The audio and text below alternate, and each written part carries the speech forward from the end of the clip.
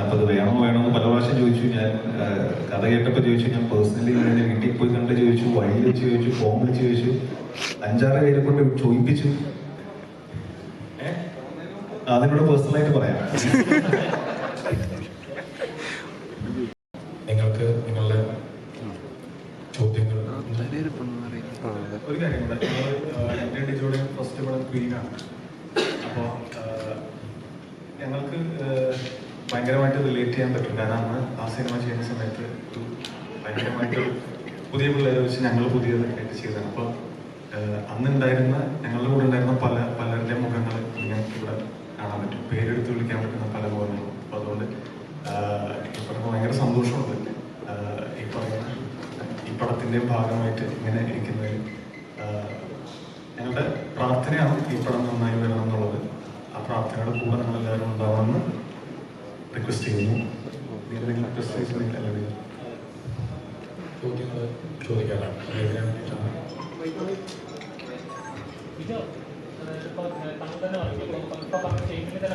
മലയാളികൾക്ക് കണ്ടു കഴിഞ്ഞാൽ ഉറപ്പായി സന്തോഷത്തോടെ തിരിച്ചറിയുന്നത്. ഇപ്പോൾ പലതവണ മലയാളി ഇപ്പം ഇതിനു മുമ്പ് ചെയ്ത സിനിമകളായാലും ഇതിനായാലും ശരി, ജനഗണമനായാലും ശരി, അതിന് അഡ്രസ് ചെയ്യുന്ന കാര്യങ്ങൾ സൊസൈറ്റി നടക്കുന്ന ക്രൈം ആയാലും ജസ്റ്റിസ് ആണെങ്കിലും മലയാളി ഫ്രം ഇന്ത്യയിലോ സെയിം കണ്ടന്റ് തന്നെയാണ്. അല്ല, മലയാളി ഫ്രം ഇന്ത്യയിൽ സെയിം കണ്ടന്റ് അല്ല. 2 സിനിമ ക്വീനും ജനഗണമനയിൽ നിന്ന് ടോട്ടലി ഡിഫറെന്റ് ആയിട്ടുള്ള എല്ലാത്തിനകത്തും ക്വീനിലായാലും ശരി, ജനഗണമന അത് അഡ്രസ് ചെയ്യുന്ന ഒരു ക്രൈം ഉണ്ട്, അല്ലെങ്കിൽ നമ്മൾ സൊസൈറ്റി റെപ്രസെന്റ് ചെയ്യുന്ന അല്ലെങ്കിൽ സൊസൈറ്റി നടക്കുന്ന ചില കാര്യങ്ങളുണ്ട്. ഒരു പ്രതിഷേധമുണ്ട് അതിനകത്ത്. മലയാളി ഫ്രം ഇന്ത്യയിലും ആ ഒരു ഇതില് പ്രതിഷേധമൊന്നുമല്ല. ഇപ്പൊ ഈ പറഞ്ഞ പോലെ ഇപ്പൊ ക്വീൻ എന്ന് പറഞ്ഞ സിനിമയിൽ അവിടെ നിങ്ങൾക്ക് കണക്ട് ചെയ്യാൻ പറ്റും. എനിക്കൊന്ന് ഏറെക്കുറെ കണക്ട് ചെയ്യാൻ പറ്റിയ ക്യാമ്പസിലെ പിള്ളേർക്കാണ്, അവർക്ക് ഉണ്ടായ ഒരു ഇൻസിഡന്റ്. അത് തന്നെയാണ് ഇപ്പൊ ബ്രദർ ചോദിച്ച ചോദ്യത്തിനോട് തന്നെയാണ് ഉത്തരം പറയുന്നത്. ക്വീനിൽ അങ്ങനെയാണ് കണക്ട് ചെയ്യാൻ പറ്റുക. ജനഗണമയിൽ മോർ ഓഫ് നമ്മൾ കണ്ടതുപോലെ കേട്ടതുമായ ഏതൊരു ഇൻസിഡന്റിലേക്ക് ഭയങ്കരമായിട്ടൊരു കണക്ട് ഫീൽ ചെയ്യും. ഇത് അതുപോലെ ഒരു സാധാരണ മലയാളിക്ക് ഭയങ്കരമായിട്ട് കണക്റ്റ് ആവും എന്നാണ് ഞങ്ങളുടെ പ്രതീക്ഷ. അത് ഞങ്ങളുടെ ആത്മവിശ്വാസമാണ്, കൂടെ പ്രാർത്ഥനയുണ്ട്. കാര്യം ഇത് അതുകൊണ്ട് തന്നെയാണ് മലയാളി ഫ്രം ഇന്ത്യ എന്ന ടൈറ്റിലേക്ക് ഞങ്ങൾ വെച്ചത്. ജനഗണമന എന്ന് പറയുന്ന ടൈറ്റിൽ വെച്ചപ്പോൾ ആദ്യം പല എന്താണ് ഈ ടൈറ്റിൽ കൊണ്ട് ഉദ്ദേശിക്കുന്നത്. ആ ഉദ്ദേശം എനിക്ക് തോന്നുന്നു സിനിമ കണ്ടു കഴിഞ്ഞപ്പോഴാണ് കുറേ കൂടെ കിട്ടിയത്. അതുപോലെ തന്നെ മലയാളി ഫ്രം ഇന്ത്യ ഞങ്ങളുടെ അൻപറമ്പിൽ ഗോപിയുടെ കഥയാണ്. ഇത് എല്ലാവർക്കും കണക്ട് ചെയ്യാൻ പറ്റും. അവൻ്റെ ആ യാത്ര അല്ലെങ്കിൽ അവൻ്റെ ജീവിതം ഭയങ്കരമായിട്ട് കണക്റ്റബിൾ ആവും എന്നാണ് ഞങ്ങളുടെ പ്രാർത്ഥന. ഇതിന്റെ ടീച്ചർ ഫസ്റ്റ് ഇറങ്ങിയ സമയത്താണ് ഇവരെ ഇൻട്രൊഡ്യൂസ് ചെയ്യുന്ന സമയത്തും കൃഷ്ണ സോങ് ഇറങ്ങിയ സമയത്തും ഞങ്ങൾ കാണുന്ന എല്ലാ പ്രശ്നം നിവിൻ ധ്യാൻ കോമ്പോ വരുന്ന ഔട്ട് ആൻഡ് ഔട്ട് കോമഡി ചിത്രമായിരിക്കും. പക്ഷെ ഇന്നലെ ഇറങ്ങിയ ഒറ്റ ടീച്ചർ കൊണ്ട് എനിക്ക് ഇത് മാറ്റി. എനിക്കും ഏത് ടൈപ്പ് ചോദിച്ച ചിത്രമാണ്. ഇതാണ് ഇപ്പോൾ ബ്രദർ ചോദിച്ച ചോദ്യമാണ് ഞങ്ങൾ ഇന്നലെ ടീച്ചർ വിടാനുള്ള കാര്യം. ഞങ്ങൾ പ്രൊമോ ചെയ്ത സമയത്ത് ഞാനും നിവിനും തമ്മിലുള്ള ഒരു ജിമ്മിലെ സീക്വൻസ് അത് പ്ലാൻഡ് സീനായിരുന്നു. അപ്പൊ അത് നമ്മൾ ചെയ്തു, ആൾക്കാർ ഭയങ്കര റെസ്പോൺസിബിലിറ്റി. പക്ഷെ അതിലും നമ്മൾ ചെറുതായിട്ട് ഹിന്റ് ചെയ്യുന്നുണ്ട് ഈ സിനിമ അതല്ല. സിനിമയിൽ ചെറിയ കൊച്ചു തമാശകൾ ഉണ്ടാവും, കാര്യം ഉണ്ടാവും. ഞാൻ നേരത്തെ പറഞ്ഞല്ലോ, അവന്റെ ആ കളിയിൽ അല്പം കാര്യമുള്ള സിനിമയാണ്. അപ്പോൾ പക്ഷെ എനിക്കൊരു പ്രേക്ഷകർ ആ പ്രോമോ കണ്ടപ്പോഴും അല്ലെങ്കിൽ വേൾഡ് മലയാളി ആന്തം കണ്ടപ്പോൾ എല്ലാവരും ആ കളിയിലേക്ക് ഭയങ്കരമായിട്ട് ഫോക്കസ്ഡ് ആണ്. എല്ലാവരും വിചാരിച്ചു ഇതൊരു ഔട്ട് ആൻഡ് ഔട്ട് ഒരു ലാഫ് റയറ്റാണ് സിനിമ. അപ്പോഴാണ് ഞങ്ങൾക്ക് അത് ശരിക്കും പറഞ്ഞാൽ പ്രേക്ഷകർ ഞങ്ങൾക്ക് തന്ന ബോധ്യമാണ്. കാര്യം ഞങ്ങൾ എവിടെ ചെന്ന് നോക്കുമ്പോൾ ചിരിച്ചു അപ്പോഴാണ് ഞങ്ങൾക്ക് മനസ്സിലാവുന്നത് ഇത് അങ്ങനെ അതല്ല നമ്മൾ ഉദ്ദേശിച്ചത്. കുറേ നാളൊക്കെ ഇപ്പം ഇവൻ വേറൊരു സ്ട്രീം ഓഫ് സിനിമ അറ്റംപ്റ്റ് ചെയ്ത് ഭയങ്കര രസകരമായിട്ട് അപ്പോൾ ഇവൻ്റെ തമാശ വരുന്നുണ്ട്. അപ്പോഴാണ് നമ്മൾ പറഞ്ഞ പോലെ വർഷങ്ങൾക്ക് ശേഷം വരികയും തിരിച്ച് അതിലോട്ട് വരുന്ന സമയത്ത് ഈ പറഞ്ഞ പോലെ എല്ലാവരുടെയും പ്രതീക്ഷ കുറേ കൂടെ കളിയിലേക്ക് മാത്രമായി. അപ്പോഴാണ് ഞങ്ങളിങ്ങനെ കളിയിൽ അല്പം കാര്യമെന്ന രീതിയിലേക്ക് ആ ടീച്ചറുണ്ട്. അപ്പോൾ എനിക്ക് തോന്നുന്നു അത് കുറച്ചും കൂടെ ഇന്നിപ്പോൾ വന്നിരിക്കുന്ന എല്ലാവർക്കും ഭയങ്കര ക്ലിയർ ആയിട്ടുണ്ടാവും. അതാണ് ബ്രദർ ചോദിച്ചതിൻ്റെ റീസൺ. നിങ്ങൾ തന്നെ തന്ന റെസ്പോൺസിലാണ് ഞങ്ങൾക്ക് ഒരു തിരിച്ചറിവുണ്ടായി. ഞങ്ങൾ അങ്ങനെ ഒരു ടീച്ചറിലോട്ട് പോവാൻ ഞങ്ങൾക്ക് പറ്റിയത്. അതാണ് അതിൻ്റെ റീസൺ.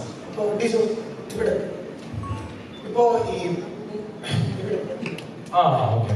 ഈ എല്ലാവരും ടീച്ചർ കണ്ടപ്പോൾ തന്നെ എല്ലാവരും പറഞ്ഞൊരു ഫാക്ടർ ഉണ്ടല്ലോ, ഈ നിവിൻ പോളിയും അല്ലെങ്കിൽ എന്റർടൈൻമെന്റ് സോണിലേക്ക് കൊണ്ടുവരുന്നു എന്നുള്ളത്.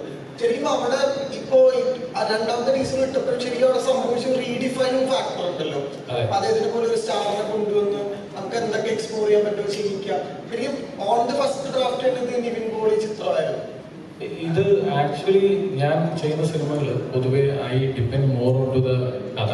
അതായത് നമ്മുടെ സ്റ്റോറി ലൈൻ സ്ക്രിപ്റ്റിൽ ഭയങ്കരമായിട്ട് വിശ്വസിക്കുന്ന ഒരാളാണ്. അപ്പോൾ ഇത് ശരിക്കും പറഞ്ഞാൽ ഷാരിസ് ആണെങ്കിലും ഇപ്പം നേരത്തെ ലിസ്റ്റിൻ്റെ അടുത്ത് മുന്നേ ഷാരിസ് പറഞ്ഞ കഥ എൻ്റെ അടുത്ത് അവൻ പറഞ്ഞിട്ടുണ്ടായിരുന്നു. ഷാരിസ് പിന്നെ എപ്പോഴും ഒരു ദിവസം എൻ്റെ അടുത്ത് ചുമ്മാ തമാശയ്ക്ക് പറഞ്ഞപ്പോൾ എനിക്ക് ഭയങ്കരമായിട്ട് കണക്ട് ആയി. അത് may be as A Malayali എനിക്ക് കിട്ടിയ ഒരു വികാരമായിരിക്കും. എനിക്കത് ഭയങ്കരമായിട്ട് കണക്ട് ആയി. അപ്പോൾ അതിൻ്റെ ഇടയിൽ ഞാനും എങ്കിലും തമ്മിലൊരു കോൺവെർസേഷൻ ഉണ്ടായിരുന്നു. എന്തെങ്കിലും നമ്മൾ പ്ലാൻ ചെയ്യണം എന്നുള്ളൊരു വന്നപ്പോൾ പെട്ടെന്ന് അങ്ങനെ വന്ന ഒരു പ്രോജക്റ്റാണ് ഈ മലയാളി ഫാമിൻ്റെ. അതല്ലാതെ നമ്മൾ നേരത്തെ പ്ലാൻ ചെയ്തു. പക്ഷേ ഈ സിനിമയിൽ എനിക്കൊരു കാര്യം ഉറപ്പ് പറയാൻ പറ്റും. ഇതിൽ വന്ന ടീച്ചറാണെങ്കിൽ എല്ലാവരും എക്സ്പെക്ട് ചെയ്യുന്ന ഒരു നിവിൻ പോളിയുടെ ഒരു ഹ്യൂമർ സൈഡ് മാത്രമാണ്. പക്ഷെ എനിക്ക് തോന്നുന്നു ഈ സിനിമയിൽ എനിക്ക് കുറേ കൂടെ ഒരു ഇമോഷണൽ ഒരു 360 ഡിഗ്രി നിവിൻ പോളിയുടെ കവർ ചെയ്യാൻ സാധിച്ചിട്ടുണ്ട് എന്നാണ് എൻ്റെ വിശ്വാസം. നാളെ നിങ്ങൾ സിനിമ കണ്ടിട്ട് പറയാം. എങ്കിൽ തന്നെ മലയാളത്തില് ഭയങ്കര നാച്ചുറൽ ആയിട്ട് കോമഡി പ്രസന്റ് ചെയ്യുന്ന ചുരുക്കം ആക്ടേഴ്സിൽ ഒരാളാണ് പ്രേക്ഷകര് ബേസിക്കലി അത്തരത്തിലൊരു നിവിൻ പോളിയെ കാണാൻ കാത്തിരിക്കുന്നുണ്ടല്ലോ. അങ്ങനത്തെ ഒരു സൈഡ് എക്സ്പ്ലോർ ചെയ്തിട്ടുണ്ട്.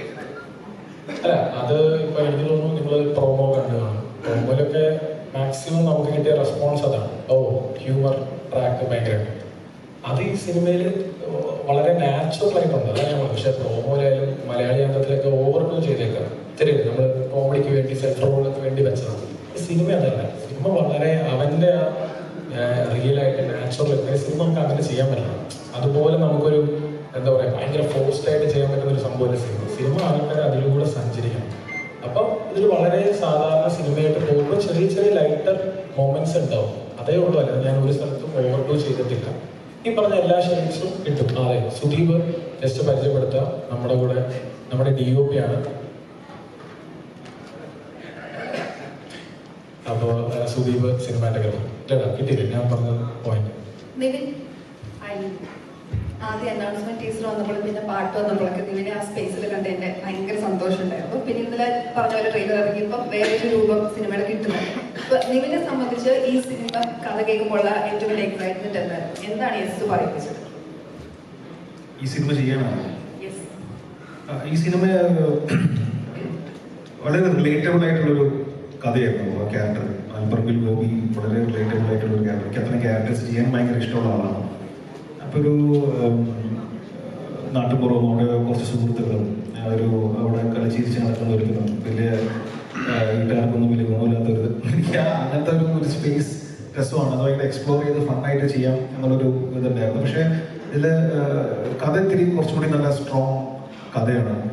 അപ്പോൾ അത് വെറുതെ തമാശ പരിപാടി ഉണ്ടാകും. തമാശ പരിപാടി മുമ്പ് ചെയ്തിട്ടുണ്ട്. അപ്പം അതും എന്നാലൊരു ഇപ്പം നേരത്തെ പറഞ്ഞ പോലെ ഈ കളിയിൽ അല്പം കാര്യം എന്ന് പറയുന്ന പോലെ ഒരു വളരെ രസകരമായിട്ടൊരു ബ്ലെൻഡ് ഈ പടത്തിലുണ്ട്. അപ്പം അത് ചിലപ്പോൾ തിയേറ്ററിൽ പ്രേക്ഷകർക്ക് വർക്കാവും എന്ന് തോന്നി. അതാണ്. നോർമലി വർഷത്തിന് ശേഷം ഇറങ്ങിയ സമയത്ത് നിവിൻ എന്ന് പറഞ്ഞ ആക്ടറിന് വേറെ ആളുകൾ ഇങ്ങനെ ഒരാളെയാണ് സാധിക്കുന്നത്. അപ്പോൾ സോഷ്യൽ മീഡിയയിലൊക്കെ ഉണ്ടായിരുന്നു. അതിൽ പെർഫോമൻസ് ആയാലും എങ്ങനെയല്ലേ എന്നെ ട്രോളാൻ ഞാൻ മതി എന്നുള്ള ലെവലിലുള്ള പെർഫോമൻസ്. അത് സോഷ്യൽ മീഡിയയിലുള്ള അങ്ങനെ ഒരു പ്രതിഷേധം പോലെ ആയിരുന്നു. വേറെ ആരും വേണ്ട, എന്നെ ട്രോളാൻ ഞാൻ മതി എന്നൊരു ഇതാണ്. അതെല്ലാം മറ്റേ വിനീതിൻ്റെ ഐഡിയ ആണ്. എൻ്റെ ഒരു പങ്ക് കിട്ടാത്തില്ല. അല്ല, വിനീത് പറഞ്ഞത് അത് നമുക്ക് എന്തെങ്കിലും പ്രശ്നങ്ങളുണ്ടെങ്കിൽ നമ്മളത് ഫേസ് ചെയ്യാന്നുള്ളത്. നമ്മൾ ഒളിച്ചോടിയിട്ട് കാര്യമൊന്നുമില്ല. എനിക്ക് തോന്നുന്നു വിനീതൻ അങ്ങനെ ഒരു ക്യാരക്ടർ ചെയ്താൽ എനിക്ക് തോന്നുന്നു നമ്മുടെ കരിയറിൻ്റെ ഭാഗത്ത് സഹായിച്ചു എന്ന് തോന്നുന്നു. അപ്പം അത് ചെയ്തതാണ്. പക്ഷെ സത്യം പറഞ്ഞാൽ ഇങ്ങനെ ഒരു റിസപ്ഷനൊന്നും ഞാൻ മനസ്സിൽ ചിന്തിച്ചിട്ടില്ല. അതൊരു ഗസ്റ്റ് അപ്പിയറൻസ് വന്നു പോകുന്നു എന്നുള്ളത് മാത്രമായിരുന്നു. പക്ഷേ പ്രേക്ഷകർക്ക് അത് ഇഷ്ടപ്പെട്ടു എന്ന് പറഞ്ഞു. ഒരുപാട് മെസ്സേജും സാധനങ്ങളെല്ലാം വന്നു. അപ്പോൾ പ്രേക്ഷകർക്ക് നന്ദി. എനിക്കതിൻ്റെ പ്രൊമോഷൻ പരിപാടിക്കൊന്നും പങ്കെടുക്കാൻ പറ്റിയില്ല. ഞാൻ കൊൽക്കട്ടയിലായിരുന്നു. ഇതിങ്ങനെ പല പ്രാവശ്യം വിളിച്ചിരുന്നു, എത്താൻ പറ്റിയില്ല. ഞാനിപ്പോൾ റീസെൻ്റ്ലിയാണ് വന്നത്. പക്ഷേ ആ സിനിമ സ്വീകരിച്ച പോലെ തന്നെ ഈ സിനിമയും പ്രേക്ഷകർ സ്വീകരിക്കുന്നു വിശ്വസിക്കും.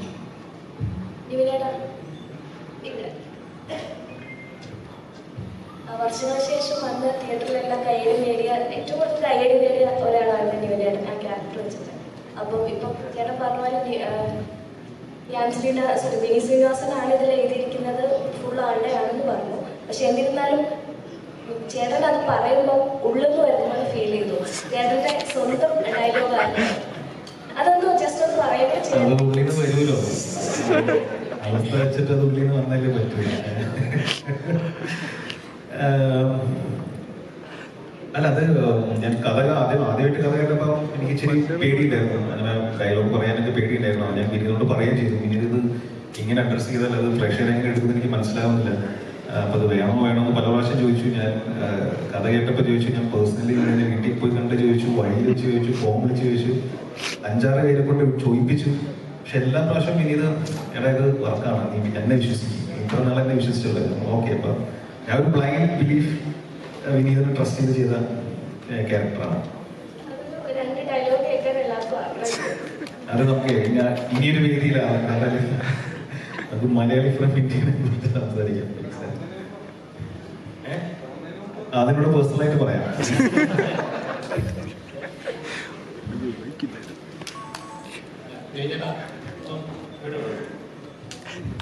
പിടിച്ചു വന്ന ഡയറക്ടറില് സിനിമയായാലും ശരി, ജനങ്ങളെന്ന സിനിമയായാലും ശരി, സൊസൈറ്റിയിൽ ഉണ്ടാക്കിയ ഒരു ഇമ്പാക്ട് ഉണ്ട്, അല്ലെങ്കിൽ പ്രേക്ഷകരിൽ ഉണ്ടാക്കിയ ഒരു ഇമ്പാക്ട് ഉണ്ട്.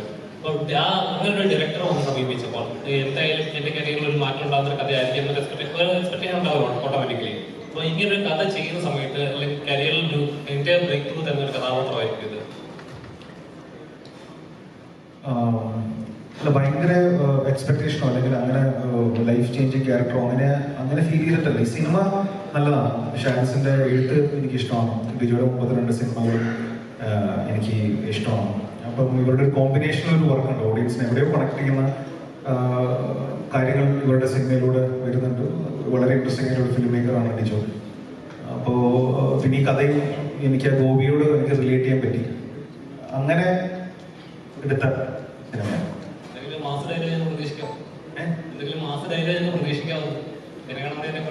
ഇല്ല, അത് ഞാൻ ചോദിച്ചു, പക്ഷെ അത് ഞാൻ പറഞ്ഞ ഏക്കില്ല എന്നാ പറഞ്ഞത്. അല്ലാതെ തോന്നൽ പറഞ്ഞാലോ മാസഡെല്ലാം പറ്റില്ലാതെ അല്ല. ഇത് അതാണ് പറഞ്ഞത്, സിനിമ ജനഗണമനയായിട്ടൊന്നും അങ്ങനെ ഒരു ഇന്നലെ വിട്ട ടീച്ചർ ആ പറഞ്ഞ വളരെ ഒരു ലൈറ്റ് വേർഷനിൽ നിങ്ങൾ കണ്ടാൽ മതി. നിങ്ങൾ ഭയന്ന് മാരകമായിട്ട് സിനിമ ലൈഫ്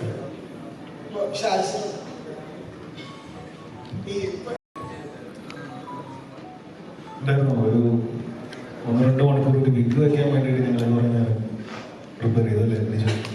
ഒരു ദിവസം മൊത്തം ഏറ്റവും അലമ്പ് വിഗ് എങ്ങനെ സെറ്റ് ചെയ്യാമെന്നുള്ള ഡിസ്കഷൻ ആയിരുന്നു. അപ്പം അതിങ്ങനെ കുറേ ഇട്ട് ഞങ്ങൾ പല വെച്ച് പിന്നെ അത് സമയമെടുക്കും. ആ പ്രോസസ്സ് തന്നെ ഒരു 15-20 മിനിറ്റോളം അത് സെറ്റ് ചെയ്ത് അത് കുറച്ച് അങ്ങനെയൊക്കെ കുറച്ച് അല്ല, അങ്ങനെ ഭയങ്കര പ്രിപ്പയർ ചെയ്ത് അങ്ങനെയൊന്നും ചെയ്തിട്ടില്ല. പടം കണ്ടറിയാലോ. ടീച്ചർ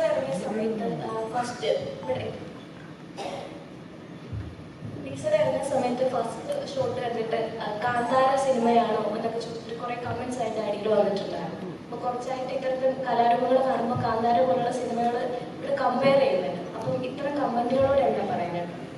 അല്ല, അത് നമ്മുടെ സിനിമയിൽ ഈ ടീസറിൽ വിട്ട ഒരു കൈനോട്ടക്കാരി അല്ലെങ്കിൽ മുത്തപ്പൻ, ഇതൊക്കെ നമ്മുടെ കേരളത്തിൻ്റെ നമ്മുടെ അതിൻ്റെ ഓരോരോ ഏരിയാസിൽ വരുന്ന അത് നമ്മുടെ സിനിമയിൽ വളരെ വളരെ സത്യമായിട്ട് നമ്മൾ പ്ലേസ് ചെയ്തിട്ടുള്ള ഒരു വലിയ ഏരിയാസ് ആണ്. മുത്തപ്പനെ നമുക്ക് ഭയങ്കര ഇമ്പോർട്ടൻ്റ് ആണ് സിനിമ. അതുകൊണ്ടാണ് നമ്മൾ ടീസർ ഇട്ടപ്പോൾ അതിൽ നിന്ന് സ്റ്റാർട്ട് ചെയ്തത്. കാന്താര സിനിമയായിട്ടൊന്നും ഒരു ബന്ധമില്ല.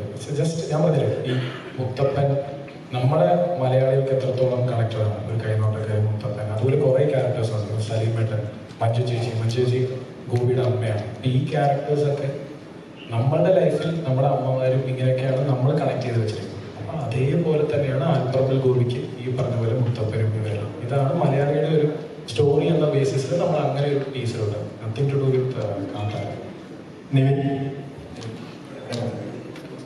ഈ ട്രെയിലറിന്റെ അവസാനം മറ്റൊരു ടെറേനിൽ കൂടെ ബസ് പോകുന്നു, നീക്കും മറ്റൊരു ലുക്കും ഇതിൽ കാണുന്നുണ്ട്. അത് കുറച്ചൊരു ഫ്രാക്ഷൻ ഓഫ് സെക്കൻഡ്സേ ഉള്ളൂ. അപ്പം സിനിമയിലൊരു മലയാളി മറ്റൊരു നാട്ടിൽ പോയി ഒരു മാസ് ആവുന്ന ഒരു രീതിയിലുള്ള ഒരു ട്രീറ്റ്മെന്റ്, അങ്ങനത്തെ ഒരു 2 ചേഞ്ച് നമുക്ക് പ്രതീക്ഷിക്കാൻ പറ്റും. ഒരു ദിവസം കൂടെ ഉള്ളൂ. ഇപ്പോൾ നമ്മൾ ഇതിന്റെ വളരെ ഇൻട്രസ്റ്റിംഗ് ആയിട്ടുള്ള ഒരു കഥ പറഞ്ഞു പോകുന്നുണ്ട്. അപ്പം ചിലത് നമ്മളിപ്പോൾ റിവീൽ ചെയ്യാൻ പറ്റില്ലല്ലോ. പക്ഷെ ടീസറിലുണ്ട്, അത് തിയേറ്ററിൽ കാണാം. അല്ല, ബേസിക്കലി പറഞ്ഞാൽ ലിസ്റ്റിൽ പറഞ്ഞാൽ ഇതിനൊരു സസ്പെൻസോ ഒന്നുമില്ല. ഈ വിട്രാന്ന് പറഞ്ഞിട്ട് സസ്പെൻസ് ഒന്നുമില്ല. ഇപ്പൊ എനിക്ക് തോന്നുന്നു നിങ്ങൾ ഇന്നലെ ടീച്ചറെ കണ്ടതായിരിക്കാം ഒരു സസ്പെൻസ്.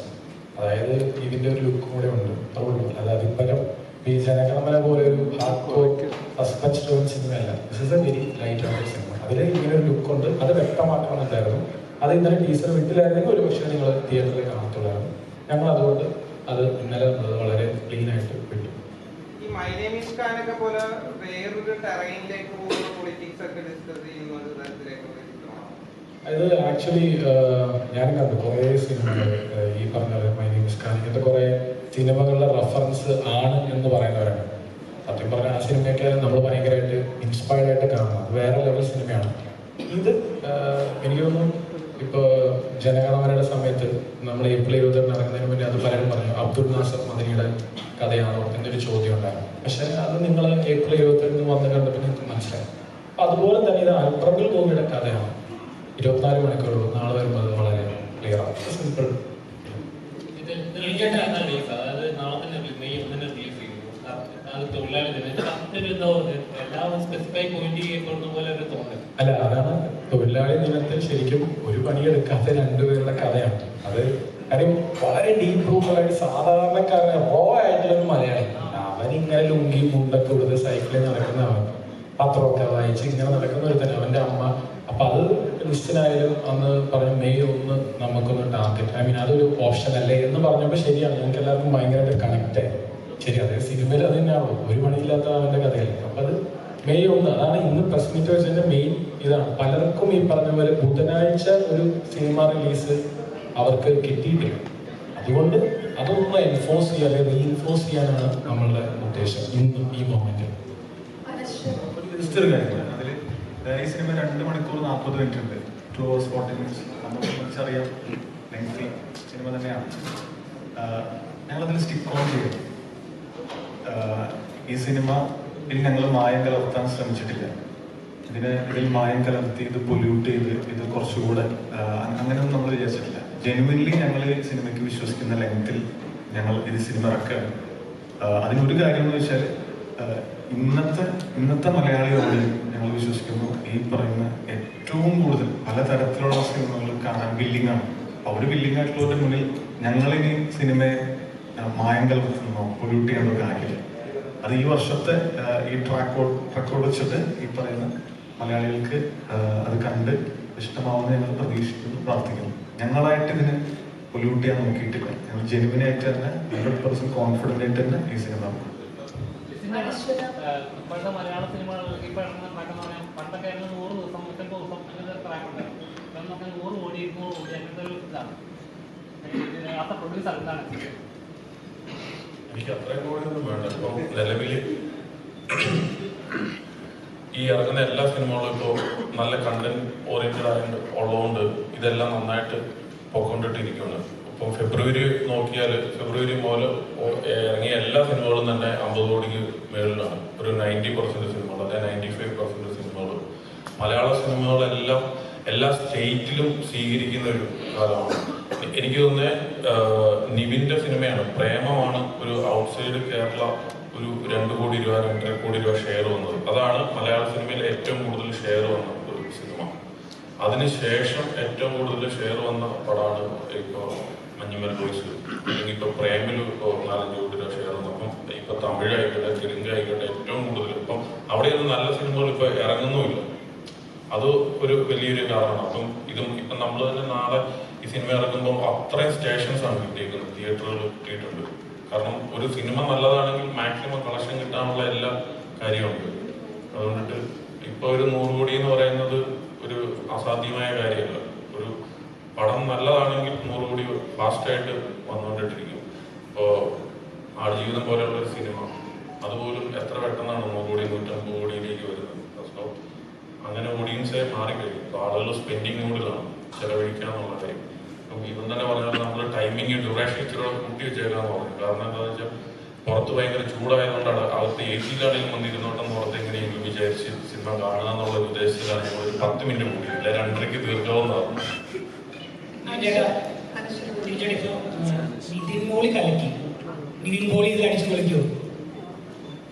ഇതില് അൽപർബൽ ഗോപിനെ എല്ലാവർക്കും ഇഷ്ടപ്പെടുന്നു എന്ന വിശ്വാസം. നിവിൻ പോളി ഇല്ല, ഇതില് ഗോപിയാണ്. ഡിജോ ചേട്ടനാണ് ഡിജോ ചേട്ടൻ്റെ ഇപ്പോൾ സിനിമകളിലും ഡിജോ ചേട്ടൻ ക്യൂവിനാണെങ്കിലും ജനഗണമനയാണെങ്കിലും നമ്മൾ നേരിടുന്നൊരു പ്രശ്നം ഒരു ടീനേജേഴ്സ് അല്ലെങ്കിൽ നമ്മുടെ രാജ്യം അല്ലെങ്കിൽ നമ്മുടെ സമൂഹം നേരിടുന്നൊരു പ്രശ്നമാണ്. നിങ്ങളിപ്പോൾ പറഞ്ഞു, നമ്മുടെ റൈറ്റർ പറഞ്ഞു സിനിമ മലയാളത്തിൽ തന്നെ കാണട്ടെ എന്ന് പറയുന്നു. നമ്മുടെ സിനിമയ്ക്ക് പറയും പുറത്ത് സ്വീകാര്യത കുറവാണ്. ഇപ്പം നമ്മുടെ വലിയ സിനിമകളാണെങ്കിൽ പോലും ഇവിടെ ഹിറ്റാവുന്ന പല സിനിമകളും ഇപ്പോൾ സ്വീകാര്യത വന്നു തുടങ്ങി, ഇപ്പോൾ ഡബ് ചെയ്തിട്ടാണെങ്കിൽ പോലും. അപ്പോൾ മലയാളി ഫിലിമിൻ്റെ മലയാളികൾ ഫേസ് ചെയ്യുന്ന ഒരു പ്രോബ്ലത്തെയാണോ അല്ലെങ്കിൽ നമ്മുടെ സിനിമ ഫേസ് ചെയ്യുന്ന അല്ലെങ്കിൽ നമ്മുടെ ലാംഗ്വേജ് ഫേസ് ചെയ്യുന്ന ഒരു പ്രോബ്ലത്തിനുള്ളൊരു സൊല്യൂഷൻ അല്ലെങ്കിൽ അതാണോ ഈ സിനിമയുടെ ഒരു അല്ലടാ, അത് ഞാൻ വളരെ സിമ്പിളായിട്ട് ഇത് നമ്മൾ വളരെ സിമ്പിളായിട്ട് ഒരാളുടെ കഥ അയാളെ നമുക്ക് ആസ് എ മലയാളി അത് ഭയങ്കരമായിട്ട് റിലേറ്റബിൾ ആയിരിക്കും, കണക്റ്റബിൾ ആയിരിക്കും. അതല്ലാതെ ഒരു പ്രോബ്ലം സോൾവ് ചെയ്യുക അല്ലെങ്കിൽ മൊത്തത്തിൽ നമ്മുടെ മലയാളികൾക്ക് ഒരു പ്രോബ്ലം സൊല്യൂഷൻ അങ്ങനത്തെ ഒന്നും ഒരു പേർപ്പസ് നമ്മുടെ മലയാളി ഫ്രം ഇന്ത്യയിൽ നിന്നില്ല. നമ്മുടെ സിനിമ പ്യുവർ എൻ്റർടൈൻമെൻറ്റ് കൊടുക്കുക എന്നുള്ള ഒരൊറ്റ ഉദ്ദേശവും ആ എൻ്റർടൈൻമെൻറ്റിനൊപ്പം ഞാൻ നേരത്തെ പറഞ്ഞ പോലെ കളിയുണ്ട്. ആൽപ്പറമ്പിൽ ഗോപി, മൽഘോഷും ഇവരുടെ കളി തമാശകളൊക്കെ ചെറിയ രീതിയിലുണ്ട്. അതുകൂടാതെ അല്പം കാര്യമുള്ള സിനിമ. അതല്ലാതെ ഈ ടൂ മച്ച് നമ്മൾ അങ്ങനത്തെ ഒരു പെർസ്പെക്റ്റീവിലേക്ക് ഒന്നും പോകുന്നില്ല. വളരെ സിമ്പിളായിട്ട് അത് നേരത്തെ ഹാരിസ് പറഞ്ഞതുപോലെ ജെന്യുവൻ ആയിട്ടുള്ളൊരു അറ്റംപ്റ്റാണ് ഈ സിനിമ. ഈ ചുരുങ്ങിയ കാലത്ത് അനശ്വര ഒരുപാട് സീനിയർ ആക്ടേഴ്സിൻ്റെ കൂടെ ഒക്കെ ചെയ്തു. അപ്പം ഇതിൽ തന്നെ ആ ടീച്ചറിൽ എനിക്ക് കല്യാണപ്രായമായിട്ടില്ലടാ മുതുക്ക ഇതൊക്കെ നല്ല രസമുണ്ടായിരുന്നു. അപ്പൊ നിവിനായിട്ടുള്ള ഇക്വേഷൻ എങ്ങനെയാണ്? നിവിനായിട്ടും ഈ ടീമിൽ വർക്ക് ചെയ്യുമ്പോഴൊരു എക്സ്പീരിയൻസ് കൂടെ പറയാം. ഈ പടത്തിനകത്ത് എന്നോട് ആദ്യം വിളിക്കുമ്പോൾ തന്നെ ചേട്ടൻ പറഞ്ഞൊരു കാര്യം, എന്നെ ഫസ്റ്റ് വിളിക്കുന്നത് ഇത് പറഞ്ഞിട്ടാണ്. നിവിൻ ചേട്ടൻ്റെ നായികയായിട്ടാണെന്ന് പറയുമ്പോൾ തന്നെ ഞാൻ ആദ്യം ഇങ്ങനെ സെറ്റാവും, ഇതല്ല അങ്ങനെയാണ് കഥ എന്ന് പറഞ്ഞിട്ടാണ് ഞാൻ വരുന്നത്. അപ്പൊ ഈ പടത്തിനകത്ത് അങ്ങനെ കെമിസ്ട്രി എന്നൊന്നും പറയത്തക്ക വിധത്തിലല്ലെങ്കിൽ നമ്മൾ കൃഷ്ണ സോങ്ങിൽ കണ്ട പോലെ തന്നെ കൃഷ്ണയുടെ പുറകെ നടക്കുന്ന ഒരു പൂവാലൻ എന്നൊക്കെ പറയാൻ പറ്റുന്ന ഒരു പരിപാടിയാണ് അതിനകത്ത്. ആ സോങ്ങിലുള്ള പോലെ തന്നെയാണ് പടത്തിലും ഉള്ളത്. സോ നിവിൻ ചേട്ടനാണെങ്കിലും സെറ്റിൽ കൂടെ വർക്ക് ചെയ്യാനാണെങ്കിലും ഭയങ്കര രസമായിട്ടുള്ളൊരു ആളാണ്. എനിക്ക് തോന്നുന്നു ആ റാപ്പോ നൈസായിട്ട് സ്ക്രീനിൽ വന്നിട്ടുണ്ട് എന്ന് തോന്നുന്നു. രണ്ട് ചോദ്യം ചോദിക്കേ. ഒന്ന്, ഫസ്റ്റ് മൂവി തൊട്ട് ഈ 3 സിനിമകളും ഷാരിസ് ബ്രോനെ വട്ടം പിടിച്ചിട്ടുണ്ട്. അത് മറ്റൊരാളെ സെലക്ട് ചെയ്യാനുള്ള കോൺഫിഡൻസ് കുറവാണോ അതോ ഷാരിസ് ബ്രോയുടെ കോൺഫിഡൻസിന് കൂടുതലാണോ? അല്ല, ബേസിക്കലി എനിക്ക് പേഴ്സണലി ഞങ്ങൾ ഒരുമിച്ച് വന്നവരാണ്, ഞാനും ഷാരിസും. അപ്പോൾ അതിൻ്റെ ഒരു സുഖം വേറെ തന്നെയാണ്. പക്ഷേ ആ സൗഹൃദത്തിനെക്കാട്ടും കൂടുതൽ ഇപ്പോൾ നമ്മളിവിടെ ഇരിക്കുന്നവർ പലരും എന്നോടുള്ള സൗഹൃദത്തിൻ്റെ പേരിലല്ല നിവിൻ ഈ സിനിമ കമ്മിറ്റ് ചെയ്തു. ലിസ്റ്റിൽ എൻ്റെ സൗഹൃദത്തിൻ്റെ പേരിലല്ല, ഞാൻ പൊളിയാണെന്ന് പറഞ്ഞിട്ടല്ല ലിസ്റ്റിൽ. കാര്യം ശരിയാണ്, ലിസ്റ്റും പറഞ്ഞ് ആ സിനിമ ഇത്ര പൈസ മുടക്കി, അതൊക്കെ ശരിയാണ്. പക്ഷെ അൾട്ടിമേറ്റ്ലി ഞാൻ ആസ് എ ഡയറക്ടർ ഞാനൊരു സിനിമ ചൂസ് ചെയ്യുന്നത് അതിൻ്റെ കഥ അല്ലെങ്കിൽ അതിൻ്റെ സോള് നമുക്ക് കണക്റ്റ് ആവുമ്പോഴേ ഞാൻ എടുക്കത്തുള്ളൂ.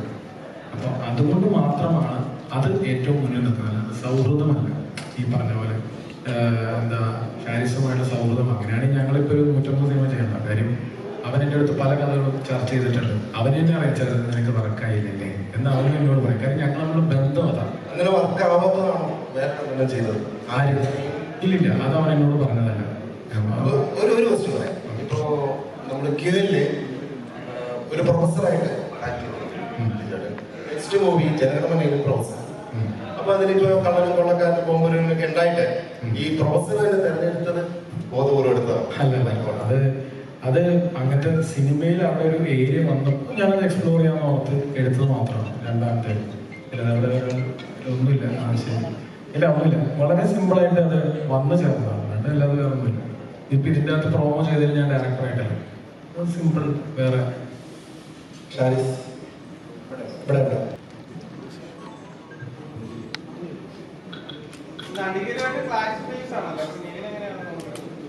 അല്ല, നടികരായിട്ട് ക്ലാസ് റിലീസ് അല്ലല്ലോ. അത് 3-ാം തീയതി അല്ലേ? ഇത് 1-ാം തീയതി. അത് ഞാൻ ആദ്യം വെച്ചത് നമ്മൾ ഒരുമിച്ച് വയ്ക്കുമ്പോൾ കറക്റ്റ് ക്ലാഷ് വരുന്നത്. എല്ലാ സിനിമയും വിജയിക്കട്ടെ. ഇപ്പം നടികരും അവർ വളരെ എഫേർട്ട് എടുത്ത് ചെയ്യുന്ന സിനിമയാണ്. വലിയ വലിയ വിജയങ്ങൾ നടികർക്കുണ്ടാവട്ടെ, നല്ല സിനിമയും സ്വീകരിക്കട്ടെ. ഈ 2 പടവും മല്ലി പ്രേക്ഷകർ സിനിമയുടെ അവിടെ എല്ലാ സിനിമയും ചെയ്യും. ടൊവിനോയുടെ അടുത്ത സിനിമയും ഞാൻ നിർമ്മിക്കുന്നത്, എൻ്റെ അടുത്ത് ഇറങ്ങുന്നത്. ഉറപ്പായിട്ട് അതും വിജയിക്കണം. എല്ലാ സിനിമകളും വിജയിക്കണം. എല്ലാ സിനിമകളും നന്നായിട്ട് പൊക്കൊണ്ടിട്ടിരിക്കണം. ഇനിയിപ്പോൾ നമ്മളിപ്പോൾ ടൊവിനോയുടെ പടം പരാജയപ്പെടാനായിട്ട് ആഗ്രഹിക്കത്തില്ല. അപ്പോൾ ആ വാശിയാണ്. ഇപ്പോൾ ഒരേ സമയം തന്നെ പ്രേമലു ഇറങ്ങി, അന്വേഷിപ്പിങ്ങണ്ടത്ത് ഇറങ്ങി, പ്രമേയം ഇറങ്ങി, മഞ്ഞുമേൽ ബോയ്സ് ഇറങ്ങി. എല്ലാ പടവും ഹിറ്റാണ്. ഇവിടെ അതിന് അത്രയും സ്പേസ് ഉണ്ട്. 800ഓളം തിയേറ്ററുകളുണ്ട്, സ്ക്രീനുകളുണ്ട്. നമുക്ക് അതിൻ്റെ അകത്ത് 100-200 സ്ക്രീനുകൾ നമ്മൾ ഉപയോഗിക്കുന്നുണ്ട്. ബാക്കി മറ്റുള്ളവർക്ക് ഉപയോഗിക്കാനായിട്ടുള്ളതാണ്. അപ്പോൾ അതുകൊണ്ടിട്ട് എല്ലാ സിനിമകളും ഹിറ്റാണ്. അപ്പോഴേ കോമ്പറ്റീഷൻ വരും. കോമ്പറ്റീഷൻ വരുമ്പോഴേ നമുക്ക് വീണ്ടും വീണ്ടും ഇത് ചെയ്യാനായിട്ട് പറ്റുള്ളൂ. പുതിയ പുതിയ പടങ്ങൾ എടുക്കാനായിട്ട് പറ്റുള്ളൂ. എനിവേ ഈ പ്രസ് മീറ്റിൽ വളരെയധികം സന്തോഷം. ഡിജോ പറഞ്ഞതുപോലെ നല്ല ഈ പടത്തിൽ ഒത്തിരി നല്ല കാര്യങ്ങളുള്ള ഒരു നല്ല അഭിമാനിക്കാൻ പറ്റുന്ന, ഇപ്പം എൻ്റെ പാൻഡ്രായ മാജിക് ഫ്രെയിംസിന് പോലും അഭിമാനിക്കാൻ പറ്റുന്ന ഒരു സിനിമയായിരിക്കും. ഒരു ആത്മസംതൃപ്തി നൽകുന്ന ഒരു സിനിമയായിരിക്കും. ആകെ പറ്റിയത് എന്താണെന്ന് വെച്ച് കഴിഞ്ഞാൽ ഇവൻ 50 ദിവസം 60 ദിവസം കൊണ്ടിട്ട് ഷൂട്ട് തീർക്കാന്ന് പറഞ്ഞിട്ട് 132 ദിവസം കൊണ്ടിട്ട് ഷൂട്ട് തീർത്തത് എന്നുള്ളത് ഒഴിച്ചാൽ ബാക്കി സിനിമ പൂർണ്ണ സംതൃപ്തി തരുന്ന ഒരു സിനിമ തന്നെയാണ്. അവന് ടീച്ചറിൻ്റെ അകത്ത് പോലും അതിൻ്റെ അകത്ത് മെൻഷൻ ചെയ്തു 36 ദിവസം എന്ന് പറഞ്ഞിട്ട് 86 ദിവസം നീ ഷൂട്ട് ചെയ്തവനാണെന്ന് നിവിനെ കൊണ്ട് പറയിച്ചു. അപ്പം ആൾക്കാർ വിചാരിച്ചു ഇത് 86 ദിവസമേ ഷൂട്ട് ചെയ്തുള്ളൂ. ഞാനിത് ബിസിനസ് ചെയ്യാനായിട്ട് ചെല്ലുമ്പോൾ ഭയങ്കര 130 ദിവസം ഷൂട്ട് ചെയ്തു എന്ന് പറയുമ്പോൾ ഇവൻ അവിടെ പറയിച്ചേക്കാണ് 86 ദിവസം കൊണ്ടിട്ട്. അപ്പൊ അത്രയും ബുദ്ധിമാനായിട്ടുള്ള ഡയറക്ടറാണ് ഇത്. അതുകൊണ്ടിട്ട് സൂക്ഷിച്ചിടണം. എന്തൊക്കെ പറഞ്ഞാലും ഇപ്പോൾ ഈ സിനിമ ചെയ്യാൻ എല്ലാവരും ആ കഥയിലും ആ ഇമോഷൻ്റെ ഒപ്പം നിന്നവരാണ്. പ്രൊഡ്യൂസർ ആയാലും ഹീറോ ആണെങ്കിലും റൈറ്റർ ആണെങ്കിലും ക്യാമറമാൻ ആണെങ്കിലും ഇത്രയും നാളത്തെ ആ ഒരു ജേർണിയാണ് ഞങ്ങളുടെ സിനിമ. അല്ലാതെ നമ്മൾ നേരത്തെ പറഞ്ഞതുപോലെ ഒരു ക്ലാഷ് റിലീസിന് ഒന്നും ഒരുക്കാതെ നമ്മളെല്ലാവർക്കും വളരെ സ്പേസ് കൊടുത്തത്. നമ്മൾ അവർക്കും വിഷ് ചെയ്തിട്ടാണ് ഞാൻ തുടങ്ങിയത് പോലും. അപ്പോൾ ഈ സിനിമ നാളെ നിങ്ങളുടെ മുമ്പിൽ എന്ന് വെച്ച പ്രസ് മീറ്റിൻ്റെ ഒറ്റ ഉദ്ദേശമുള്ളൂ. ബുധനാഴ്ച ആണ് നമ്മുടെ മലയാള സിനിമ മലയാളി ഫ്രം ഇന്ത്യ ഇറങ്ങുന്നത്. എല്ലാ മലയാള സിനിമയ്ക്കും നമ്മൾ കൊടുത്ത സ്വീകാര്യതയും അത് വളരെ ഇമോഷണലി നിങ്ങളോട് അഭ്യർത്ഥിക്കുകയാണ്, പ്രാർത്ഥിക്കുകയാണ്. ഞങ്ങളുടെ കൂടെ ഉണ്ടാവണം. ഈ സിനിമ കാണണം, വിജയിപ്പിക്കണം. Thank you so much. അപ്പം നിങ്ങൾ